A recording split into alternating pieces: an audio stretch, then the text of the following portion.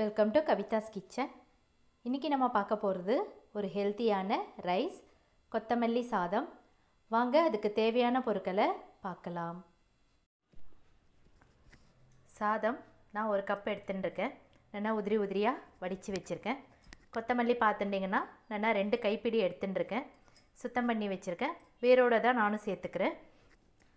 தாளிக்க பார்த்துட்டிங்கன்னா கடுகு 1/2 டீஸ்பூன், உளுத்தம்பருப்பு 1 டீஸ்பூன், கடலைப்பருப்பு 1 டீஸ்பூன், சீரகம் 1/2 டீஸ்பூன் எடுத்துட்டுருக்கேன். இஞ்சி ஒரு துண்டு எடுத்துட்டுருக்கேன். பச்சை மிளகா 2 எடுத்துட்டுருக்கேன். காரம் பார்த்துட்டிங்களா உங்கள் விருப்பத்துக்கு ஏற்ற நீங்கள் சேர்த்துக்கோங்க. முந்திரி ஒரு 15 எடுத்துட்டுருக்கேன். இதுவும் ஆப்ஷனல் தான், நீங்கள் விருப்பப்பட்டால் சேர்த்துக்கோங்க, இல்லைனா ஸ்கிப் பண்ணிக்கலாம். வேர்க்கடலை ஒரு 2 டேபிள் ஸ்பூன் எடுத்துட்டுருக்கேன். வாங்க எப்படி செய்கிறத பார்க்கலாம்.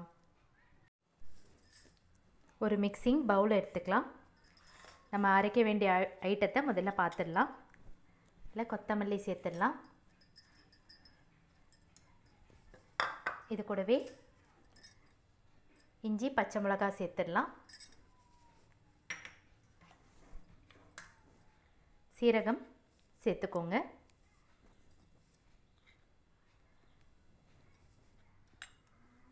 இது கூடவே ஒரு 2 டேபிள் ஸ்பூன் தேங்காய் சேர்த்துக்கலாம். நான் இன்றைக்கி தேங்காய் சேர்த்துக்கல. தேங்காய் சேர்த்துட்டா அது ஒரு ஃப்ளேவர் தரும். இதை பார்த்துட்டிங்கன்னா நான் ஃபைன் பேஸ்ட்டாக அரைச்சிட்டு வந்துடுறேன். அடுப்பில் ஒரு பேன் வச்சுருக்கேன். இதில் பார்த்துட்டிங்கன்னா 1 டேபிள் ஸ்பூன் எண்ணெயும் 1 டேபிள் ஸ்பூன் நெய்யும் சேர்த்துட்டுருக்கேன். இது நல்லா கொஞ்சம் மெல்ட் ஆகட்டும். எண்ணெயும் நெய்யும் நல்லா காஞ்சிட்டு இப்போ நம்ம தாளிக்கலாம். 1/2 டீஸ்பூன் கடுகு சேர்த்துக்கிறேன்.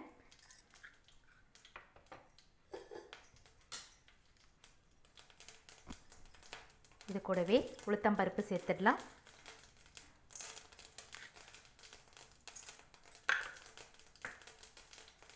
கடலைப்பருப்பு சேர்த்துடலாம். சேர்த்து நல்லா ஃப்ரை பண்ணிக்கோங்க.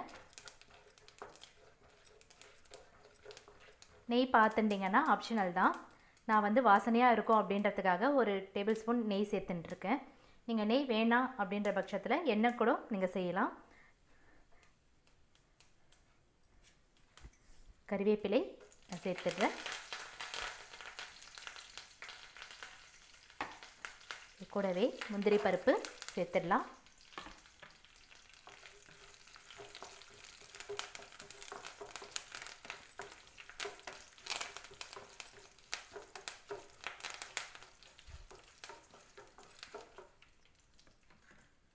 இது கூடவே நம்ம வறுத்து வச்சுருக்க வேர்க்கடலையும் சேர்த்துடலாம்.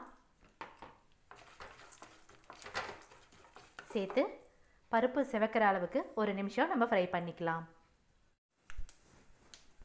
பருப்பு பார்த்துட்டிங்கன்னா ஆல்ரெடி சிவந்துட்டு நம்ம அரைச்சி வச்சுருக்க புதினா பேஸ்ட்டை இதில் சேர்த்துடலாம்.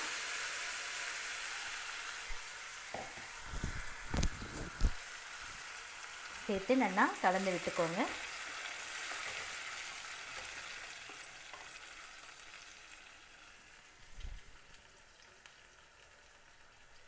இது கூடவே இந்த சாதத்துக்கு தேவையான உப்பு நான் சேர்த்துடுறேன். ஒரு 2 நிமிஷம் நம்ம ஃப்ரை பண்ணால் போகிறோம். ஏன்னா நம்ம கொத்தமல்லியை வதக்கணுன்ற அவசியம் இல்லை. பச்சை வாசனை வரும் அப்படின்றதுக்காக நம்ம ஒரு 1லேருந்து 2 நிமிஷம் ஃப்ரை பண்ணிக்கலாம்.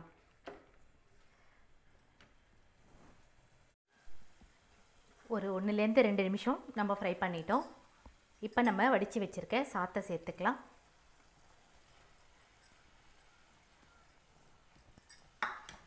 கொஞ்சம் கொஞ்சமாக சேர்த்துக்கோங்க.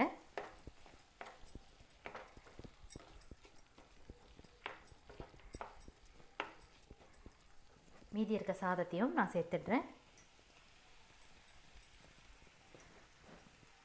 சேர்த்து நல்லா கலந்து விட்டுக்கோங்க.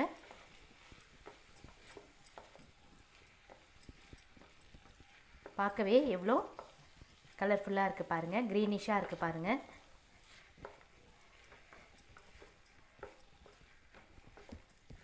ஆக்சுவலி இதை பார்த்துட்டிங்கன்னா ஸ்கூல் படிக்கிற பசங்களுக்கு லஞ்ச் பாக்ஸாகவும் நம்ம ரெடி பண்ணிக்கலாம். அப்படி இல்லைன்னா நம்ம லஞ்சுக்கு கலந்த சாதம் மாதிரியும் ரெடி பண்ணிக்கலாம். இதை ஒரு நிமிஷம் நம்ம ஃப்ரை பண்ணிக்கலாம். சுவையான கொத்தமல்லி சாதம் நமக்கு ரெடி ஆகிடுது. ரொம்ப ஈஸியாக பண்ணலாம். நான் சொன்ன மாதிரி ரொம்ப ஹெல்த்தியான ரைஸ் கூட. ட்ரை பண்ணி பாருங்கள். ட்ரை பண்ணி பார்த்துட்டு கமெண்ட் பாக்ஸில் சொல்லுங்கள். இந்த வீடியோ உங்களுக்கு பிடிச்சிருந்ததுன்னா லைக் பண்ணுங்கள், கமெண்ட் பண்ணுங்கள். நம்ம சேனலை சப்ஸ்கிரைப் பண்ணிக்கோங்க. பக்கத்தில் இருக்க பெல் பட்டனை மறக்காமல் ப்ரெஸ் பண்ணிக்கோங்க. அப்போ தான் நான் போடுற வீடியோஸ் எல்லாமே உங்களுக்கு நோட்டிஃபிகேஷனாக வரும். நான் அடுத்த வீடியோவில் சந்திக்கிறேன். தேங்க்யூ.